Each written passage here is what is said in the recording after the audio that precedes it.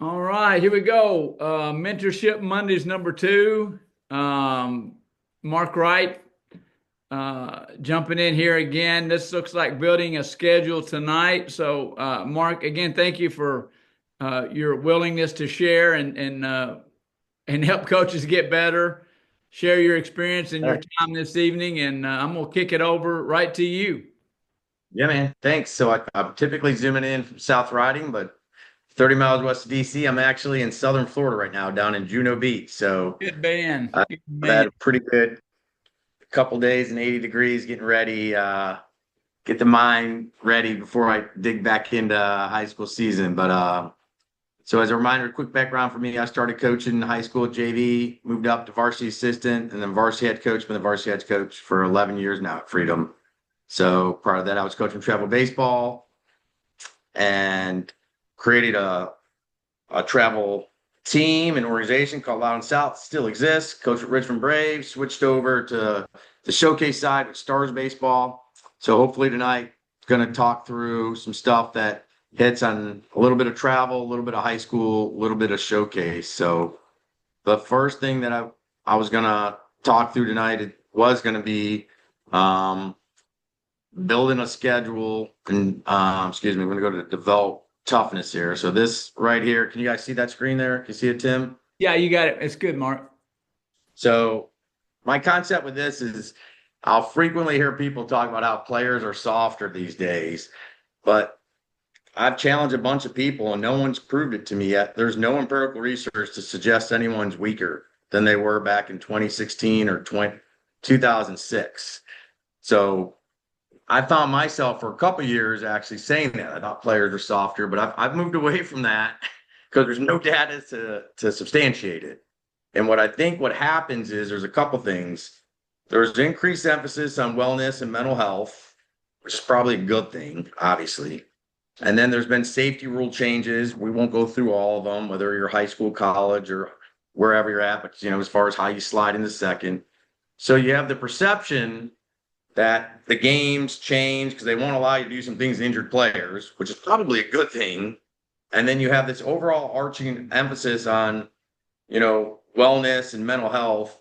And then it gets probably a little confused by either your travel organization leader or athletic director, which deal, based on their own, to be blunt, their political, ideological beliefs or political beliefs.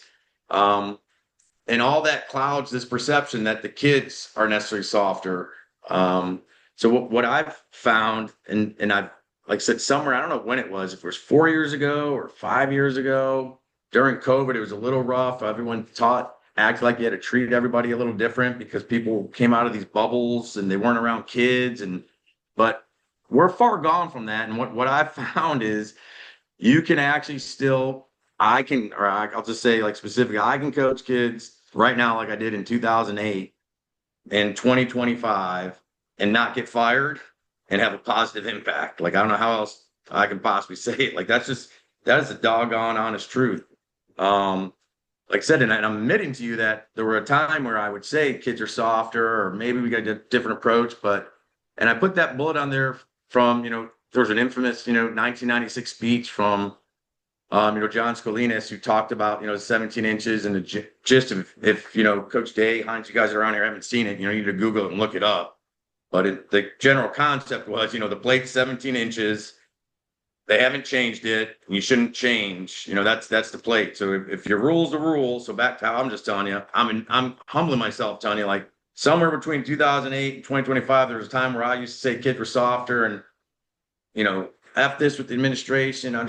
We can't do it this way, but I've gone back to how I used to be more, and I feel very comfortable in my skin, and I don't, I don't think I'm on the verge of getting fired, and I think I'm pretty well respected still. I think in general, all these things increase emphasis on wellness and mental health. It is. I'm glad it's more persistent now than it was in 2008. So that's really good. So much so that we're really good on the mental game. I'm more good on the mental game right now than I was in 2008. Like that's not even close. I have a better feel for just, for lack of a better word, emotional intelligence and, trying to get to know the players and understand how they are and me not thinking they're soft and just appreciating that, makes me reflect back like, oh God, I guess I do kind of remember when my girlfriend broke up with me. So I guess maybe, on Charlie, I should just give him a little bit of a pass today. Like I don't have to like make it so transparent, but that emotional intelligence piece is so it's helped me, but I'm not any softer. I'll tell you that. And like I said, the safety rules are the safety rules. So for me, I would just say that the biggest takeaway for this is I still think, we can all teach life lessons through sport. I believe it's a fallacy that kids are necessarily softer. And in the unlikely event they are because of their own upbringing, I can tell you I found plenty of kids that still appreciate, guidance, direction, and holding them accountable. And that's on the showcase side for sure, and on the high school side for sure. And as a reminder, I mean, I'm also coaching specific. I coach specifically a 13U team, 16U showcase in high school. But I mean, I train plenty of younger kids, and the appreciation from parents on how I'll run, a 9 or 10U camper practice. I mean, I couldn't be more outspoken telling you that parents appreciate just holding kids to standards and me telling a kid like, hey man, hey, I'm talking to you. Can you make eye contact real quick when I'm talking to you? And stuff that you would think some people are like, man, you can't talk to a kid like that. Like I do it all the time. Right. And I've never been lambasted or chastised. I just can't tell you that it has not happened in recent years. And I don't know how many times I've been praised, but I'm telling you, I've been heralded or praised like after a camp for talking to 11-year-old or 12-year-old and telling them like, hey, when I'm talking, you just make eye contact. I'm only going to talk for about 30 or 40 seconds. Jimmy, Kate, can you listen up real quick? Whenever an adult's talking, like you need to make eye contact, buddy. So I find that you get more appreciation than you would probably think you would. So I just don't buy into that the kids are softer. So how about you, Coach Day or Coach Hines? What are your guys' experiences in that facet? What do you say? Or Coach Mary, anybody? I agree. I'm right with you, dude. But I mean, for me, you got to be careful. Pick your players who you can say stuff to because they'll be the first ones to run back to mama. And but I do the same thing. I just tell it like it is, and that's what I tell them all the time. I said, a lot of people don't want to hear the truth, but the truth is, and telling them how kids are playing and just like you said too, it's perfect. I mean, getting to know them and know, when they have these problems, and kind of give them a pass once in a while. But I think the kids want to be coached and they want discipline because they're not getting it anywhere else. Well, you just said something too that was really important. You said, I forget how you said it, you just said it a minute ago, but you like, I think I have a pretty good feel. You shouldn't do this, but like almost like kids, you shouldn't stereotype kids, but there are some people you'd be like, okay, might have to be careful. I mean, right? We got a huge roster, JV varsity, so whatever it is, let's call it 35 kids.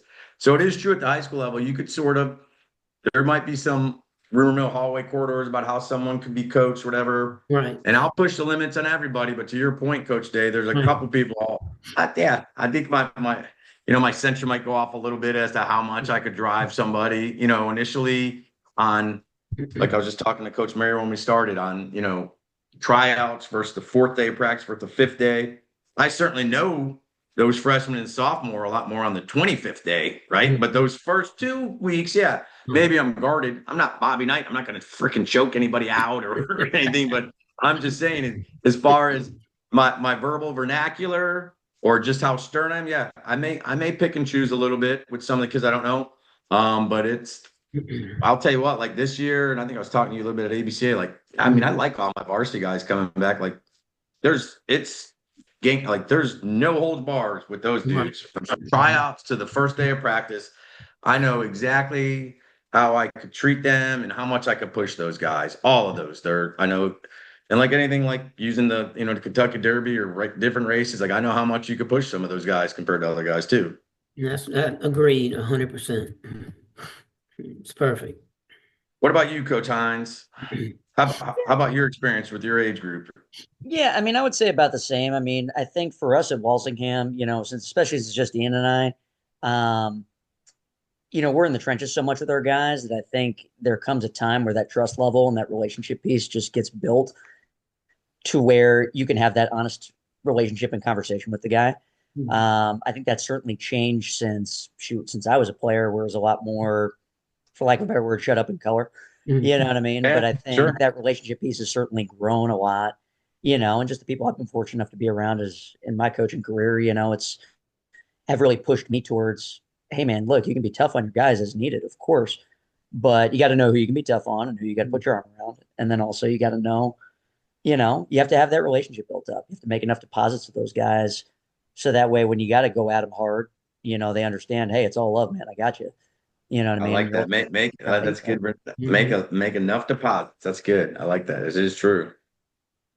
So, especially Mark, with our young guys. excuse me.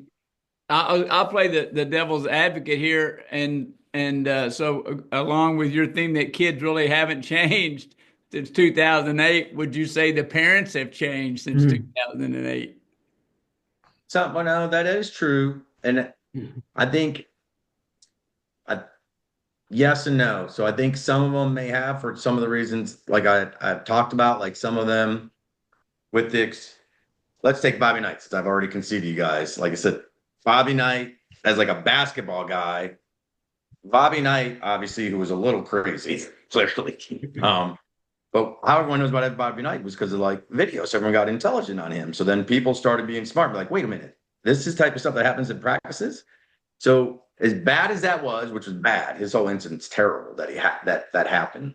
Um, I think it did bring a light on to people to be like, whoa, is this the type of stuff that happens at like football practice? And there's all stuff. Forget Bobby Knight, like whether it's a high school coach in Texas, like there's all kind of just thanks to social media, right? All those messages start passing more, and people can see what it's like. So I think parents' radar start run up to be like, whoa, I got to be a little bit more careful where my son is. So you take that with all the stuff going on social media about mental health and wellness, and then so I think put my own subjective opinion is you get parents who get a little bit more alarm bells going off, and then they do get a little bit more hypersensitive as to the environment their son might be in and what they need to so I then stealing from what Zach said though, but as long as you can put those deposits in and they balance out and that rumor mill starts spreading instead of like the coach who choked somebody, at Indiana, who was a great coach, by the way. But you start from Zach's point, you start getting,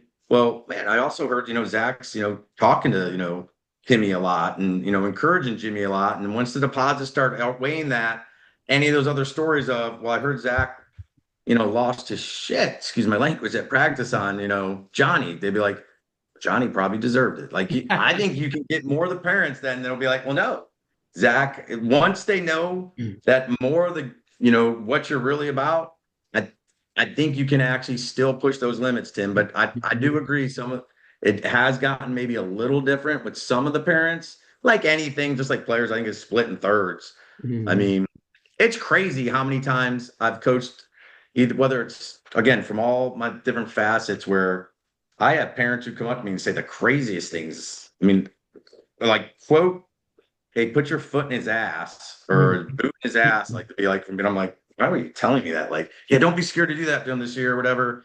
Um, one of the things I do at the beginning, and I started this right. I can't remember if it was COVID or right on the beginning or after COVID. I created a social right after our season starts. We all go to a happy hour with all the parents. So this is actually crazy. Something again I wouldn't have done in 2008, right? I had an aversion when I was young in 2008. Like I'm not gonna be around the parents. Parents shouldn't talk to me. I'll just talk to the kids. And I'm not saying this is the right way or wrong way to do it. I'm just telling you, I'm admitting over the last like 5 to 8 years, we actually go out. We go to this restaurant, and it's sort of like an amnesty, like when you cross the border from like Mexico and you turn in your guns and whatever you want to do. It's like ask me anything you want about playing time, like literally whatever you want, like how it's going to work or whatever. Like let's be approachable. But that whole environment, I think, where I'm sort of seen more as like a person, and Mhm. I sort of tell them like, hey, I can be collegial with you because we're in this environment. Don't take offense like on game day or practice when I don't look like I'm personal. I mean, I tell the same thing to the coaching staff. Like when I show up, like I love hanging out with my coaching staff. I think we talked about this last time, which Coach Day. Like I love my coaching staff. I love going out to eat with them. Love hanging out with them. And I love interacting, have quick little exchange during practice, but otherwise I'm pretty militant during practices. So God forbid, I'm not going to be very friendly if you're just a parent and say, you can come watch our practices, but I'm not going to be that, amicable to you. But the whole point is, once I get to know those parents and break goes back to Coach Hines, I'm putting that deposit with them in like a normal setting. I think once they can see that, they're like, oh, I seem really kind of balanced, in a normal environment at a restaurant and maybe a little bit articulate. I can see what he believes in, whether you believe in, just because I'm a Christian, you don't have to be a Christian, but you can see where I'm drawing from. Then they'd be like, maybe I could trust this guy with my son for a little bit and, to educate him on things besides just the swing and, how to bunt or steal a base. So I think those parents, you could sort of, if they had any apprehension, you could sort of start to like, ease that tension, Tim, for lack of a better word, if there was any. Yeah. I feel like they are more involved today than they were, and social media is a part of that, and the expectations, whether they are valid or not, of their child's ability to play somewhere post high school or be on a certain level of a travel team, and I think that what you would the headlines today are parents are making it harder on coaches. They're making it harder on umpires. They're making it harder on everybody involved, And so the kids may not have changed, but I feel like the parents have. No, that's true. And I mean, I think that's half the reason I thought about doing it soon, Tim. Is like I said, I I do have a lot of friends, peers, both that stopped coaching. And I mean, sometimes it's because they have children or something happens, life change. But I mean, there is, I don't know the number, and I don't care to count it actually because it's gross. Yeah. But there's people that get worn out by parents that travel and high school. And that's unfortunate, just like from the umpires. And I think we went over that last time. I've been outspoken before on other podcasts I'm really outspoken with my high school parents and even the showcase, more so with the high school, just because I'm around them more on how they should not freak out on umpires. I'm just really explicit with them. Like, if you do that, then I'm gonna have to come out and talk to you about how, and point out the fact that we couldn't turn a double play or we couldn't hit the cutoff or we bounced the ball over to first base. And, for all the things that we do wrong, it's typically not going to be the umpire that screwed us. So don't freak out on the umpire. And then on that same facet, it's like, God, the parents, they just think there's just coaches lined up to take jobs in the high schools, just standing in line. Yeah. Like they assume every JV, like, there's nobody on my staff that wants to be a head coach. Like, that's a fact. Like, and they're all, I told you, like, the background of my coaches, I've got former college coach, pro players. And the reason they don't, it's part of because it's their personal life and they don't want to do a practice plans and they don't want to do all the extra meetings I got to go to. But part of it's for sure, they don't want to deal with the parents. That is true. Yeah. And they even like our parents generally. But I'm just saying, but like it is. So to your point, to me, I get what you're saying because that part sort of does ruin it for umpires and coaches because some of them just don't want to do it just because it's just not worth it. It's not worth it if you're a volunteer coach at travel and you get paid nothing, or if you're a high school coach and you're getting paid $3,000 or whatever it is you're getting paid. Like, it's some people just can't, for lack of a better word, tolerate it. Good. Let's switch over to building a schedule. I got two things here for building a schedule. So going through like the travel sort of component and the high school. So in my experience now, talking to different travel coaches who are well-intended, what I've found at the travel and like youth level, as exciting as it is to travel and go places, more people than not, I have found, don't believe they should be playing as much, believe it or not, and they should play more locally and then have a couple destination tournaments. Like I've definitely, now granted that is, I'll be honest, let me concede, like that is my preferred, like that's how I would do it if I was coaching and I try to impression people to do that. So this could be a little subjective based on our travel organization, but I'm finding more and more people are aligning with this. Like so if you're in Northern Virginia, like you'll go to a Ripken tournament because it's just a cool novelty. It's Ripken, right? They have the cool fields, or then you'll go to like a destination tournament down at whether it's at Myrtle Beach or somewhere. But in general, once they start traveling too much, they come to find out like, gosh, it's an awful lot of travel on I-95, and we could probably do the same stuff local. So I'm finding that I'm feeling more and more empowered to tell people like, look, you need to talk to the guys that were there a couple of years before you. Like there's a point to where you're gonna have to travel. And it's not 12U, 11U, and 10U. Like you don't have to. So if you want to do it, like pick and choose your battles, but just play in your local league. As far as like how cool it is and exciting, I think what it is maybe people don't play travel at 8 or 9U, and then you play 10U or 11U, and you get that fun experience like in the hotel lobby drinking beers with the other parents and stuff. And it's like you could actually go and like have a house party at someone's house. Like just think like you don't have to stay at the Marriott. Like you don't have to pay the $350, $400 for the weekend. Like you guys could rotate, play in a local league, and go have like a block party, and it's just as fun. Yeah.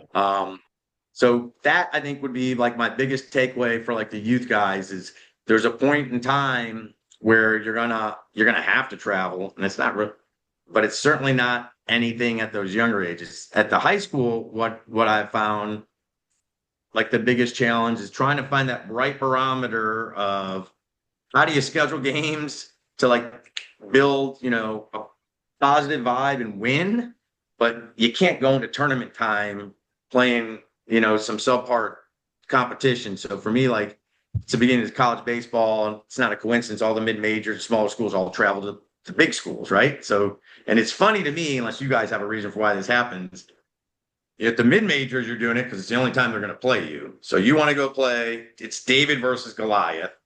The bigger schools are like, well, I'm not traveling anywhere. This will be easy. We'll save our budget right here. We'll have some smaller schools come in. We could still work things out before we get into our conference. So along those lines, like I've always tried to chase the bigger guys. It's just timing. When do you play the bigger guys? But in general, you've got to figure, and I don't know exactly the right answer, but what I do know is prior to tournament time, and everyone's district's different, so this would be good to go around here. But like, if your district's strong, then it's great for you because then you're battle tested for region. If it's not, you've got to chase some guys, text, phone call. Like for me in Northern Virginia, like Gibbs at St. John's is a good school that I can easily, try to get games with. I've got Randy Tomlin, who's not close, by the way, Liberty Christian. Like I'll get any school that I think's really good that can challenge us, and I'll make sure that we can, play them at some point. It doesn't have to be the day or the week before you go into tournament time, but it's better off, I think, I guess, if nothing else, and being long-winded, to do it at the back end than the front end. A combination of both would be really good. How about yourself, Coach Day? How's your schedule work out? Yeah, I mean that's basically what I like to do anyway. We've been going to Ripken for since 2017, and and we've played teams down there were really good. Now some of them were not as good, but we play some really good teams down there, and we play really well down there. Just getting away from this county and getting the kids together. But we played them, and we got LCA on the schedule a couple of years ago, and we played them twice one year, and I think we just once from now on out for a while. But we play Western Branch up at Iron Bridge for the VBCA and PBR thing at March the 28th, which is going to be a lot of fun playing Roland and 6A team, and he's going to be loaded. But we went down to Ripken last year and played the number one team in the state of Kentucky. I mean, and I love it because I tell our kids after the game, I said, see, that's what baseball is about right there. See how them guys carry themselves and how they play, and that's what I like to do is play teams like that carry themselves the right way. We're gonna face some pitching, and that's the main thing when you want to get into the regional is face really good pitching along the way. And our district, we're gonna face one guy who's a junior that James Mattis is after him, his mother's kid from Bassett, and then Magna Vista's got some athletes too, and they help us in the district. But we also got some teams in the district not very good at all, and that's the only reason I don't mind playing them because that way guys that don't play as much can actually get on the field a little bit. And, For sure. That's a good point. Yeah, yeah, that definitely helps. and just like we went at an All-Star game and we played, we had a senior night and we're beating, I can't remember who it was. We're beating like 15-0 or something like that. And remember Mason Hatch and Colin May both said, "You Yeah. took us out on senior night." They were both of them 0 for 1. I said, "You can't hit these guys. You might as well forget it." I tell you, Hey, you are, that's a excuse me, y'all are far more limited as a public school versus the private schools in scheduling. Right. I mean, we yeah. got Oh yeah, for 21 sure. games, and that's it. So many games to go to, right? Mm-hmm. Yeah, I mean I think it's 21 games now, and you get 2 scrimmages, so you play 23 games before you go into a tournament format. So it's basically 23 games of pool play. But Right. how many Sport. games Exactly right. are in your district and or region that are set for you? Yeah, well, I mean, obviously it's gonna be different for everybody. We have 6 teams in our district right now, but yeah, everyone's gonna be different. Yeah, yeah. Yeah, we have, I think, 10 district games, and then of course 2 scrimmages. We play like a jamboree the first weekend of March, and then I'll save a scrimmage for the beach, so the kids that don't play as much, we at least get down there and get a scrimmage game with them too. So, but 21 games. I mean, I think we've been talking about it for years, trying to get more games. But Mhm. but teams on the western part of the state, they don't want more games because they don't want to be playing in 20-degree weather in the first 2-3 weeks of March, which is No, that's a true. good point. Which is true. Coach Jay, I really liked how you mentioned, and I forget how you mentioned it, but like again, back to like scheduling, like it's great for all of us to play good teams. I don't think any of us should schedule, you know, layups, but I don't know what the right algorithm and what the percentage is, but there should be a couple games where you can get guys in for camaraderie, right? So That's those right. games where for me, for 21 games, if I had to pick a number, I would say it'd be 3 games. If somehow we get 3 games that are a little lopsided in our favor, hopefully, I don't think it's a bad thing. And I've gone back and forth with our staff on this too, to be like, oh, I don't like playing so-so, or I don't like playing so-so. And I'm like, well, you're very myopic on that. Like you're saying we're not getting a benefit for our 3 and 4 hitter because they can just launch doubles and home runs. Or you're saying our starting pitcher and second pitcher are getting a false sense of how good their breaking ball is. Like, I don't plan to throw them.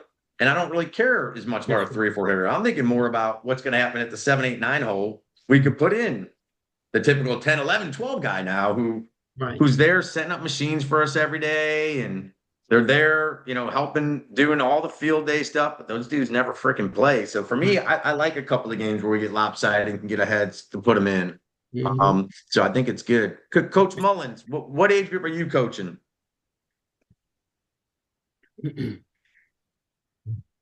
Hey there. I am the president and general manager of the Charlottesville Tom Sox. So we're a summer collegiate league. Awesome. Okay. Wow. Very cool. Thanks. And how many? Thanks for jumping in tonight, Chelsea. She's a rock star over there and had some great ideas that she shared with me for the VBCA, and we got to spend some time together at the convention last year and at the ABCA. So she's a very good resource for high school coaches, and got to figure out how to get her more available and share that with us. But thanks for being on here tonight. Yeah, I mean, I think is that all summer the things. All the things that you're talking about. I mean, I've been a parent. I've been on the board for Babe Ruth, very heavily involved at Little League, right? So kind of following along the kids. And I mean, what we found, at the 11 youth, like what you're talking about, you're wasting all this money to time and travel.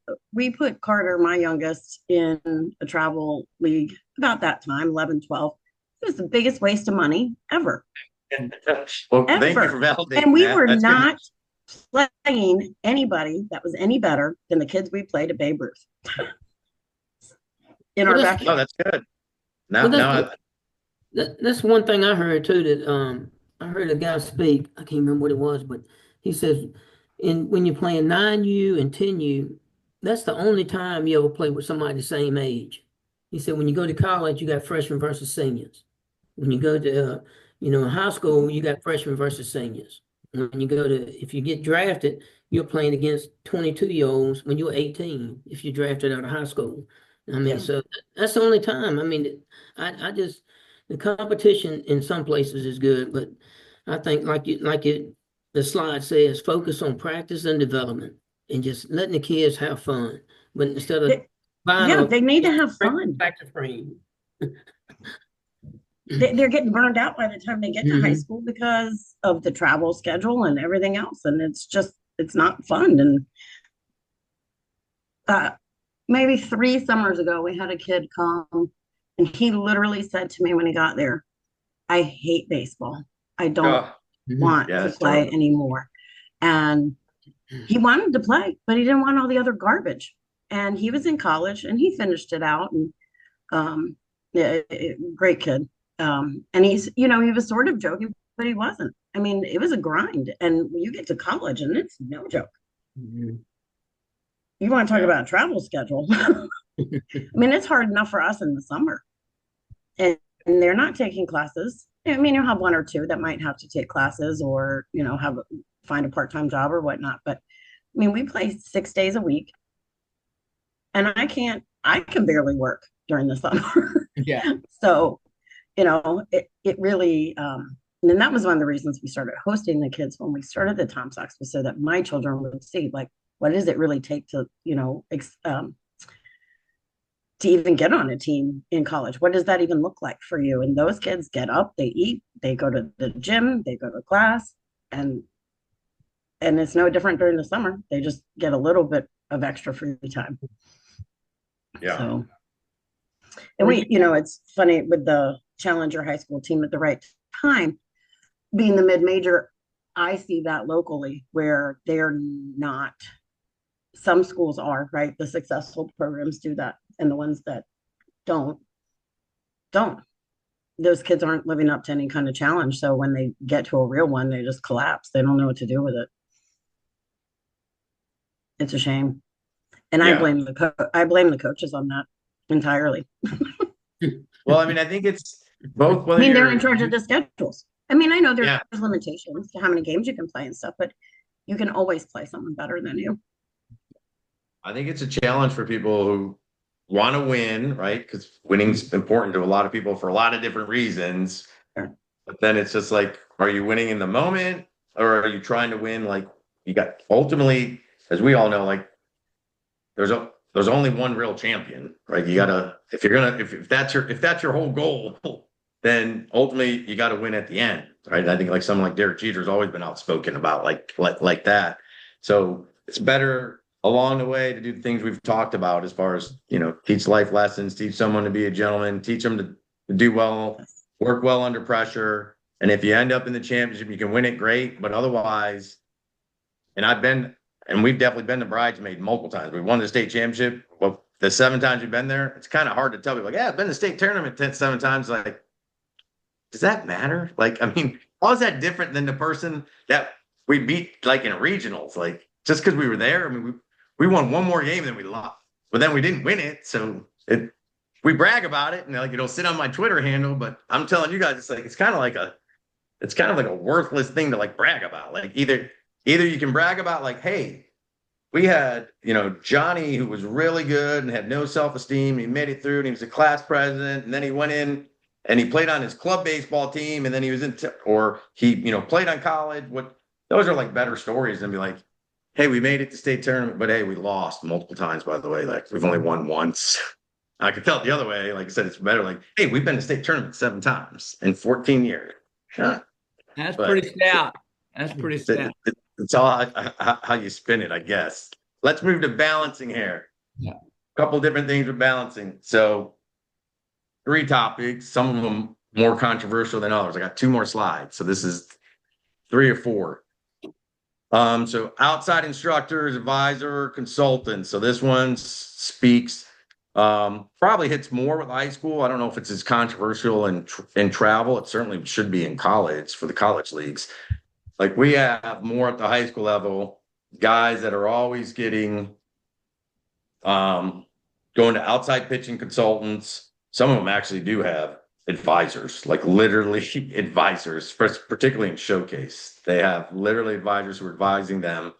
And then their outside instruction. So like, how do you balance that? And again, this would be one of those where when I was younger, I would have been like, well, man, it's our way or the hard way. I mean, this is how we do it. They got to get on my page. So again, not saying it's right, but so Tim teed up these calls and say like, so what I have found that's worked for me is more sort of just you drew a line in the sand and be like, man, in February, March, April, May, June, those 5 months, that's when I want those guys to work with me. But I've got to really acquiesce the other months, for better or for worse. When we end in June, like so, when we get punched out of regionals, wherever the hell we're at, all my guys, all of our guys are going to go onto their different showcase teams, of which there's 4 different in general. I think that's all of our guys playing 4 different travel organizations, and about the same amount of pitching people. Not as many people I think have as many different. I don't think hitting is controversial. It's pitching, my own way. But at any rate, so they all go to their different places. But bottom line is they go to them. What I find now is I finally just figure out where they're going. I just sent off a text, literally sent one off yesterday. Well, actually, that's not even true. I sent it off 3 days ago to this facility coach, and I followed up yesterday because he didn't follow back up with me. Just saying, hey, how does so-and-so look? Like, and that wouldn't have been something I would have done, and I would have just pretended it wasn't happening, like sort of like a parent pretending like someone's not in your basement drinking. Like I would never when I wasn't that parent to let that happen in my basement, but the people that just be like, it's not happening. Like, I know they're going to you, so why don't you just tell me, like, what is he working on? How can I help? Like, so then I'm going to get the readout. This particular pitching coach, who I do respect, because he has been responsive, over the last couple of years. He's going to give me the readout and what they've seen. I think it's more of a benefit to me now. I'm getting his opinion of what he's done with this person, December, January, February. Then I'll take them and we'll start merging it in. It'll be weird for like a week or 2 during high school because you'll get a little bit of the whole like, well, my coach says, and like I said, that would drive me nuts years ago when they'd say that. I'm like, what do you mean? Your coach is right there. Your coach is like a Rello. Like it's the freedom pitching coach. What are you talking about? Mm-hmm. But I get it now. So I'm definitely more tolerant. And then we sort of, we just go through kind of the February into like March with that. And then finally it does just turn into like the freedom program. And so I think I'm just more open-minded to that and embracing that. But I don't know what your guys' respective experience. Tim, either how about you back in the day when you were there? Did you have that same sort of experience?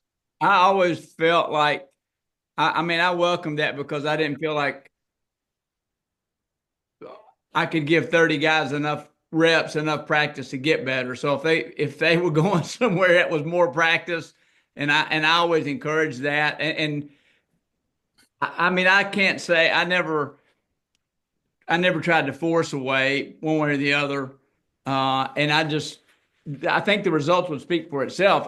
The issue that I saw, kids kind of getting a funk because whether it's pitching or hitting, and they're somewhere in the middle of the drills that we might be doing versus the other drills or what somebody else is saying, and it's way too technical. So I always tried to dumb it down on our end and keep it as simple. But I always encouraged them to go get rep. I welcome that, encourage them to get it. We had a little oxym that we could use in the winter, but again, you got 20 guys in a room as half a gym. There's only so much you can do. So yeah, it never bothered me. I never really had any issues with it. You guys have it? How about you got other coaches on here? Anybody else have any experiences, good or bad? Oh yeah, you kind of gotta, to me, you kind of gotta embrace it because the kids and the parents are gonna send them to who they trust mostly, and then they're gonna pay money to say, hey, this is what he said. But like you said, when they come to us, this is the way we need to do it. And when I tell all our kids, I said, you're gonna get so much information from 10 different coaches, and you just got to pick what's best for you and what works for you. And I said, I'm gonna help you, to get better no matter what we do. All right. And they just need to realize that you can't everybody can't do everything the same way. You can't hit the same way. You can't throw the same way. You can't field a ground ball the same way. But the basics of it is this is the way you need to do it if you want to get better at it. But I mean, I think, just like the travel teams, I mean, we got guys that play on, I said, my 12, probably 15 guys that might have on the varsity this year, they probably play on 5 different travel teams. And so you got to kind of let them do that thing, and you just got to kind of embrace it. There's one guy here that really helps a lot of kids that I really trust, because he'll do a pro day for them at his facility up in the northern part of the county, and he'll invite us up. And I got a good relationship with him. You just like you said, I'll text him. I said, "Who you got from Halifax working with you?" And he'll tell me, and he said, "Oh yeah, he's going to be the next guy." I said, "All right, now I have to wait. I have to wait and see." So, See, that's good when when those indoor places invite us, the coaches. I do appreciate that. mhm. So because it takes out sort of that whole like us versus them. So with all of our guys going to month, if I were to tell you like who are my favorite facilities in Northern Virginia, it's the ones that are very, friendly and Mhm. outspoken and either send me updates or invite us to stuff. I Mhm. like that. I embrace it because like I said, we know our guys go to places. Um, let's talk middle school, little league, and travel. I don't know how much applicable this is to, but in general, I get asked a lot like middle school leagues don't exist everywhere necessarily. I know that in Northern Virginia, it's in all the different counties. It started different years. Like Prince William, it's been around for a while. Fairfax, Loudoun County, it's new. So these are if you're playing travel baseball, you're on your travel baseball team, but then you have a middle school team. So I'll get asked like, should I play? So my answer to people is always like it depends. Like, well, what is your goal? So I'll use Casey Cook, who was me at came to us at Freedom High School and then went to UNC. Now he's with the Rangers. And his dad was like, should we play? So this story is obviously about 5 or 6 years old, but I was like, well, in general, it depends, again, what's your goal for Casey? And just fast forward that story, Casey was a high end guy who was already getting all the reps that he needed, so he didn't need extra hitting reps. He was actually playing shortstop and pitching, so it wasn't like, hey, I play a position but I don't get the pitch. So it was like if you're a guy who maybe needs those extra reps, for lack of a better word, as much as I think there could be too much baseball, maybe for some of those youth players, it's okay to stretch yourself. Because if you're on your travel team and you're the ninth pitcher and you can't pitch, but you happen to be the second pitcher on your middle school team, maybe that makes sense. Particularly your high school coach is going to appreciate the pitching depth. Or likewise, maybe on your middle school team, or excuse me, on your travel team, you typically bat ninth or get subbed a lot and you're the 10th hitter, but then back on the middle school team, you get a chance to bat in a harder lineup. So I just think it sort of, depends on each person. I don't think there's a perfect answer for that scenario. I think the more controversial one becomes two sport athletes at the high school level. I get asked this a lot, particularly in both realms when I'm wearing my high school hat, showcase hat,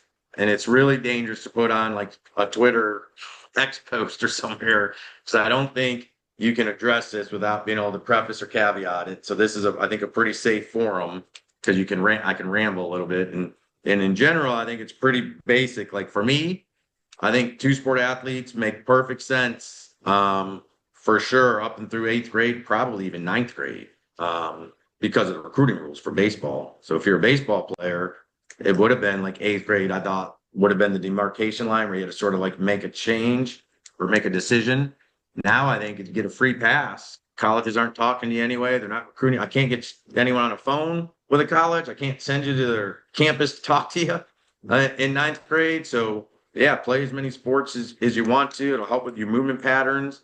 And then I think it just comes down to like, what are your goals? And how are you going to get there? So if you're saying you want to go play at LSU or Virginia Tech, and everyone wants to do that, or at least UVA in our state, UVA, Virginia Tech, when you're in seventh and eighth grade, and everyone should have that dream. But once you start to get into high school, you got to be a little bit more pragmatic with the parents and the player. But some of them, as far as like how are you going to get there, it's like, well, I don't know if you can get there if you take a fall off and not play. Like that could be hard. It's possible, but as far as that whole idea, which seems nasty, like on a 60-minute special, like specialization and it's killing kids. It's like, well, specialization, no one said you had to play 12 months and play 300 games. I'm just suggesting for 18 months of your life, maybe during that time, if you're from periodization standpoint, you play a little bit of baseball and you learn how to hit the curveball or you learn how to hit the fastball, you learn to recognize whatever it is that you're not good at. You need better receiver catcher. Maybe you should put your eggs in one basket for a short period if that is your goal. So I think whenever people ask me, it's like, well, depends on where your goals is. And then let's just say it's football. I know there's other sports for multi-sport, but how good's your football team? How good are you at football? Do you have any ambition of playing football and baseball? Like, do you think you could be Deion Sanders or Bo Jackson? How good are you at baseball? Do you need money to go to college? Are your parents affluent? Do you need a scholarship? Like, there's just so many facets. So I don't think it's like a perfect scenario. I think the only easy out for me is to up until ninth grade. If you can be a two-sport athlete, do it. 10th grade, you really got to like look at like what are your real, no, excuse my language, bullshit goals of where you're going to go to college or you think you can go because you're not in middle school anymore. And we can all pretty much get pretty close to projecting. You could pretty much look at a 10th grader and get pretty damn close to where they're going to go to school, whether it's Power Four. Not all mid-majors are created equal, obviously. I mean, Coastal Carolina's a really good school. They're good. They're better than George Mason. And George Mason, frankly, is better than some other low majors. And then there's a couple D2s, Tampa, which can beat those low majors. Obviously, as you guys know, Millersville, Lenore Ryan, D2s are really good. Lynchburg could actually go up there and beat some of those D2s and D1s in the game. They can't beat them in a series because they don't have depth. But those D3s are going to beat D1s. But so the margins are also small. But I just think you got to really figure out for those parents a bunch of those parameters. So I don't think there's a right or wrong answer. How about you guys? You guys get confronted with the two-sport athlete or have any general comments on it? Yeah, so we get a lot of two-sport athletes at Walsingham, and to be honest, with our young guys especially, so we only have JJV and varsity just because we're so small. So for like my JJV guys, truthfully, for so many of them that play basketball, honestly, I don't mind as long as, and we always have that conversation with them in the fall where it's just like, look, guys, I have no problem with it. Go have fun, go do your thing, but just understand once you get back with us, we still expect you to be ready to roll. You know what I mean? So I think as long as they understand that part and that, hey, if I get home from basketball practice and I have 3 hours to do homework, hang out, play video games, eat, go to bed, at least one of those hours might need to be, hey, I'm going to go take some swings off the tee. You know what I mean? Or, hey, I'm going to go look at film or whatever. You know what I mean? Versus just completely blowing it off. And then when I was coaching in Florida for a year back when I was still in the Navy, we had a lot of kids that were three-sport guys. They were football kids, basketball, and then straight to baseball. And it's the same type of thing. The ones that figured it out, could kind of have that conversation, Mark, like you mentioned, as they got to that 10th grade year. But, we also ran into some more injuries. We had a young man who was really good, but tore his ACL playing football and lost a year because of that. So I do think at some point there has to be that conversation. Just, again, what are your goals? What are we trying to accomplish here? But when they're younger, they'll go have fun, go get in shape, and then be ready to rock and roll when it's our time. It's harder on the private side too, Mark, because the enrollment's smaller. Well, I think that's like a 4A public school, right? 3A public schools, those are tougher. I get it. That's what I found is there's a lot more pressure on the kids at the smaller public schools to play multi-sports than the 6A. The 6A and 5A don't have any trouble with people showing up for basketball and football tryouts, to be honest. That's the other thing that's not said a lot that's out there, which people fail to say. If you're in a public school or a smaller or in a private school or a small public school, there's a lot more pressure. In a 6A, 5A, it's not as much of an issue, to be honest. Yeah. Like that's a personal decision with the family. Like there's nobody, for lack of a better word, recruiting you. You're not necessarily getting the basketball coach to be like, I want to have 52 people try out instead of 46. Can you please come out? For our football team, we want 112, not 85. Like it doesn't happen as much. So that is a good one. That's a really good point. For sure. Zach, I like how you brought up the video game stuff, because that is true. And I believe the same thing, whether you're a football player who takes off for the fall for showcase, or a basketball player who's not in our high school, like, winter workouts, they all do have, in general, and they should have a social life, and or try to have a girlfriend, and or play a video game or two, but something's got to be sacrificed, right? And I don't know if that's a little less time with your girlfriend, a little less time for video games, a little less time on Netflix. But to your point, like, I mean, what is it? I mean, it doesn't have to be an hour. It could be 50 minutes. Like, if you're gonna play play basketball, which I think which is great for organic movement patterns, by the way. But go do 5 minutes dynamic stretching, hit off your tee, and at least do something just to say it be a little bit more baseball. So you just don't fall. You're not gonna make any huge gains like your peers, but maybe you don't have to. You just don't want to fall too far behind. That's it. You just don't want to fall too far behind. No, for sure. And for our young guys, what we do is we give them like an at-home plan that they can follow, and we don't make it mandatory by any means, but just something to help them kind of guide them a little bit. Especially those 7th and 8th graders still trying to figure life out a little bit. You know what I mean? It's like, well, coach, I don't know what to do. Okay, well, here's a plan to get your body right. Here's a stretching plan. Hey, here for my outfielders, here's an outfield plan. Here's an infield plan. Here's a hitting plan. Whatever. You know what I mean? It's like give them those resources so that way they're not just twiddling their thumbs trying to figure out what to do. You know what I mean? In that limited amount of time. If they know what to do, then it's like, cool, go do it. Yeah. All right, I'm going to slip the last slide here, player development. So my big takeaway from here, I think at the most youngest age, to say it's 11U, obviously I know there's an 8U, or high school, I think it's really good to actually have some sort of data point. So this is just a quick snippet, like this is real numbers from like our high school team. So what we have, this goes to our coaching staff. The notes would be, we all agree as a coach, hey, how are we going to coach this player? Let's make sure we're not confusing him. Back to one of the earlier slides. They already have their outside coaches. We got their input from what their outside hitting coach was saying, or their pitching coach. There's 6 of us on staff. Let's be careful not to put too much stuff in his head. So let's all agree on what's important for this kid. So like this player, it's off the side of been a player's name, but if you could say whatever you want to him, but here's the things that we all sort of agreed that we should talk to him about. We need to cue him to stride wider and get into his legs more. That is his factual exit velocity. That is his bat speed. That's his attack angle, his early connection, plane, and rotational acceleration. So some of those are blast, some of those are TrackMan. This isn't obviously necessarily appropriate for a 10U. And I've dumbed this down because we had first exit velocity second, first bat speed second, attack like we did it at multiple times, and then we color code it. And I think the biggest thing for us at the high school would be, does this guy need a bat speed program, or does he not?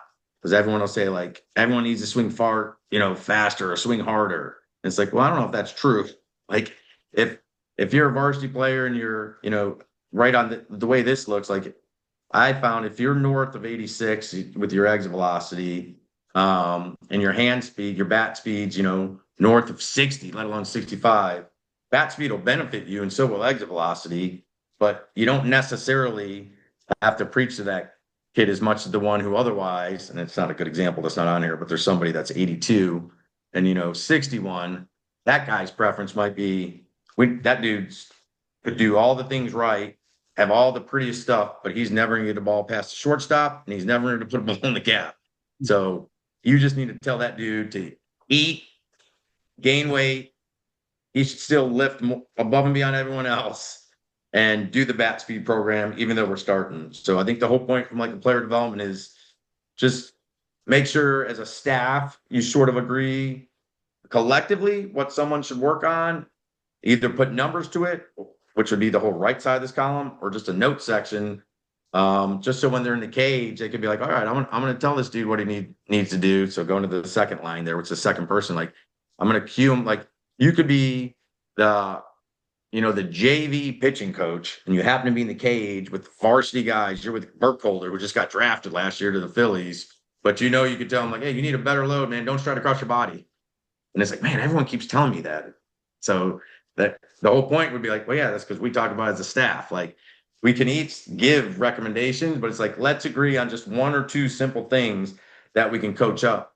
And then if you dumb that down to like an 11U kid, I would just say you could start keeping just, track of, for those kids, like who there, has trouble, catching fly balls versus who doesn't at your practices, like something that simple, like who can catch fly balls versus who doesn't. And then once you just do a sheet with that and you figure it out, it's like, well, if you've got 6 kids who are pretty good at catching fly balls at 11U and you've got 5 that aren't, maybe the other 6 who are good at it, maybe just give the extra reps to those other 5, let them get extra fly balls. The other 6, there's probably another weakness. Maybe they're not good at ground balls. Maybe they're not good at velocity, whatever that is at 11U. It's 55, 56, and you have the benefit of a machine or a coach who could throw firm. Just figure out like how you can make that 11U player better. So I think you just got to ultimately, and it could be that easy. He's good at fly balls. He's not good at fly balls. He's good at velocity. He's not good at velocity. He's good at ground balls. He's not good at ground balls. He's good at bunting. He's not good at bunting. Just figure out, and through the season, just try to get a couple little victories and make that 11U player better at something. Finish the season making them better at something. And I think at the end of it, you can feel pretty good about yourself. What kind of thoughts you guys have for player development before we close out tonight? That's perfect. I mean, that's exactly what you want them to do. Just get them to be successful. I like the notes part, Mark. I mean, it's easy to post metrics, right? But and they, that's been the rage for the last few years. But that's only maybe good from the player motivational perspective, not the development perspective. So if they've got some notes there that the coaches can refer to, the same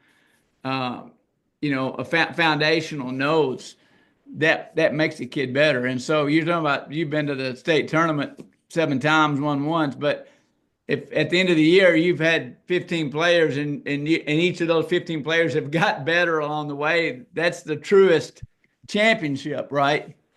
Yeah, exactly. And so, but you can't just post the metrics like bat speed or exit velo. You've got to. I think you need to post more so that they understand it, so the coaches understand it. So that's a good.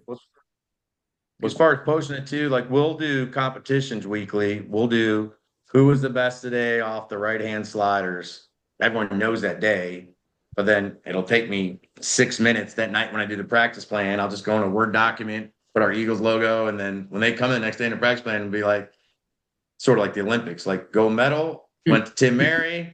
Yeah. Chelsea Mullin's got this, Coach Mullen's got the silver, and Zach Hines got the bronze. Just as a reminder for everyone, like yesterday, this was the best on the curveball. And then we meet for our plan of the day. We're like, hey, today's competition, we're going to finish for you guys that, really struggled off the right-hand sliders. We're going to see lefty 12-6 breaking balls. And then so everyone's like, oh, man, you see them be like, oh, I'm going to win that one. And then you just keep posting like who's good at hitting righty sliders. And then again, for us, we get that data. So then you're 17, 18 games in the season. We're Western Branch. You're facing their dude that went to VMI. You can flip for the left side. We're like, well, this isn't a good matchup. I'm changing my lineup. Like I'm no longer batting so-and-so in the 2-hole. He's going down to 9. I'm going to limit his opportunities. Like, so it's fun for those battles, but I think it helps us. Like as a staff, we're like, he stinks at righty curveballs. He stinks at lefty. Like he's bad at velo. Like he can't hit velo. He can't hit directional. Like apparently the word is this dude busts you in on 2 seams. Well, he can't hit away because we'll do that. We'll just as simple as like, all right, we're just gonna see who could pound balls away today. You get 10 balls, and we're just gonna tell you it's either yes or no. You hit it away and you hit it hard. Like we just it's that dummy proof. We have a coach sitting behind home plate, and it's like yes or no. You had to go that way, and it had to be hit with some sort of authority. We don't have TrackMan set up all the time. I steal it from the facility, so I do have the benefit of the high school to like use it 2 or 3 times. But generally, it's just like you just look at it. Was it hit hard, and did it go to the right way? And then again, you can see like he hits away, and he doesn't. He can pull, and he doesn't. And then again, it'll start building into these notes. We'll be like, man, Tim really cannot pull baseballs. Like we can't fix it overnight, but let's just cue them, like who can just see if he can pull baseballs. Like it'll eventually help him as a player. And then like maybe it'll help in the state tournament. Maybe it'll just help him get recruited to college. Good. That's all I got, folks. That's a lot. That's a lot. Mark, thank you again. Yeah, good, just good, solid stuff. Thank you for sharing that. Yeah, it was good catching up with all you guys. This is fun chatting. I feel like I am in the hallway at an ABCA, Tim. So this is good. Yeah. Well, listen, thanks for each of y'all for jumping on tonight. And we did record, and we're going to post all of these on the website. So you can go back and review them later. The first one's still not up. I'm waiting on the developer. At least when I checked earlier today, it wasn't. But ultimately, all three of them will be up there, however many we end up doing. So you can go back and review them. But again, thanks for your participation. Thanks for your support, and appreciate each and every one of you. And have a great night. We'll see you in 2 weeks for number 3. Sounds good. Good deal. Good night, everyone. See you guys. Night, guys.